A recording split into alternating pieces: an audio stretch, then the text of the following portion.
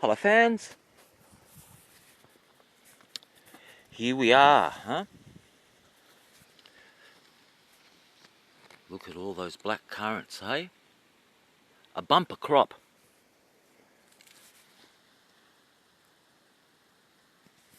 A bumper crop of black currants, that's for sure. I'll have my vitamin C.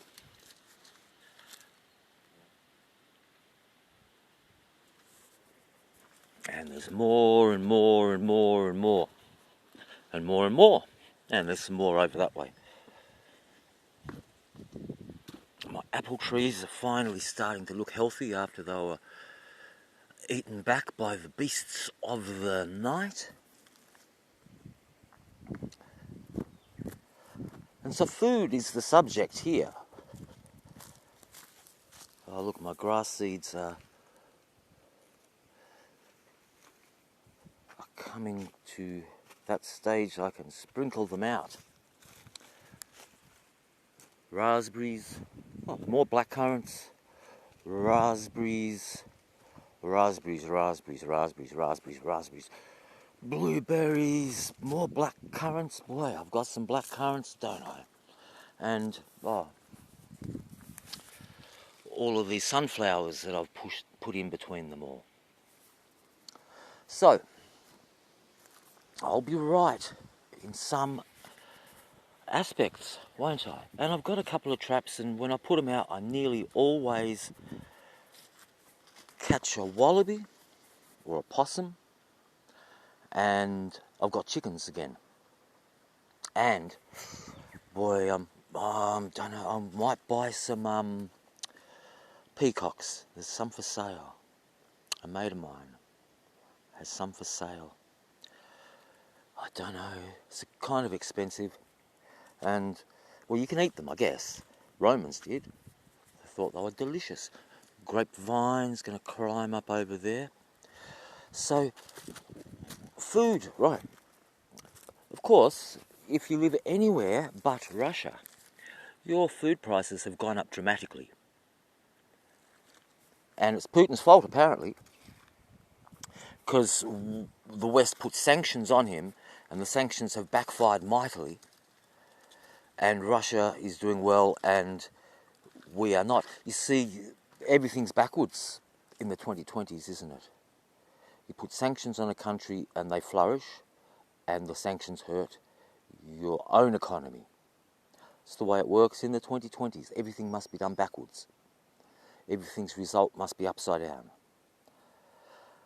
And so, the food prices, it gives me a reason to grow lots of black currants so I can sell them.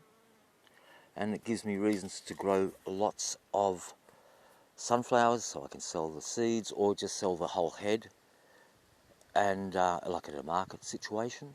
And I'll get eggs from my chickens. But I'm going to need food for myself more than I will need to sell, because the huge end is about here. I think if you looked at a timeline of Earth, we're right at the end, right at the very end, handful of years left. And look, food over there, I've got lots of potatoes growing. You can't find them in the shops. Some days they are none. There are none. And a friend was telling me that they went to several supermarkets looking for baked beans, a tin of baked beans. They were not there. Plenty of toilet paper. But these staples, potatoes and beans, are running out. They're running out. Candles. I've been looking for months. Every time I find candles in any shop, I buy them, because they are very scarce. And so I get the feeling that we're going to have food shortages. They'll cut off our food supply, cut off our electricity, and that's it. Everything falls apart. Everyone's at each other's throat. In the cities, they will be eating each other. They will be. I promise you. I promise you. In the siege of Leningrad, mothers ate their own children, their own babies, to stay alive. It's sad, but it's true. It is well noted, well documented. It happened. And that aeroplane that crashed in the Andes where they all ate each other, well, they ate all the dead people from the landing, and countless, well, cannibalism in Tasmania, it's not unheard of. Charlie found a ball. It happens. It's happened a lot with the convicts that escape. They wouldn't be able to sustain themselves, so they'd eat each other. Eat each other. And it's going to be happening in the cities. And look, we can also go back to times where it was a normal thing. The Papua New Guineans, back until the 1950s, when they had a battle between tribes, they took the dead bodies back home and ate them. And sometimes the reason for going to war against the neighbouring tribe was to kill a few of them so you could eat them. Long pig, it has been called. And in the Aztec world, cannibalism was normal. Towns paid taxes to their emperor with children to be eaten. Criminals were put in cages and fattened up and then eaten. It was normal. So, don't be shocked when I say I'm expecting to see it in the cities around here. And out here, eggs, potatoes, wallaby, I should be alright. But then, of course, the famine is not going to affect everyone, is it? There'll be those arse goblins in their helicopters, with their night vision, with their powerful rifles, with their bloody laser beams, with their flamethrowers, hunting people like myself. And what chance do you have? Pretty much zilch. Pretty much zilch.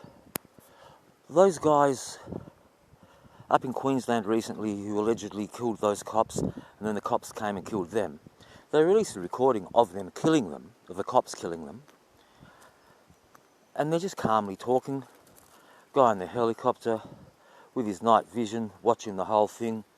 Dude's somewhere else, I guess on the ground, shooting at the alleged murderers of the police, and just calmly killing them. Saying, what is it? Person of POI 1 down, POI 2 down, not moving in a pool of blood. That's the sort of things I was saying. I only listened to it once, it gave me chills. The calm way they killed them. The clinical way they killed them. Though, you know, it's a mad story, the whole thing. Crazy. There's just so much weirdness about it. But, look, food will become scarce. People will become hungry. They'll be fighting each other for food. They'll be eating each other. It's going to happen. It is going to happen. As society crashes down with all of these died suddenlies. Oh, Lord have mercy, Lord have mercy, Lord have mercy.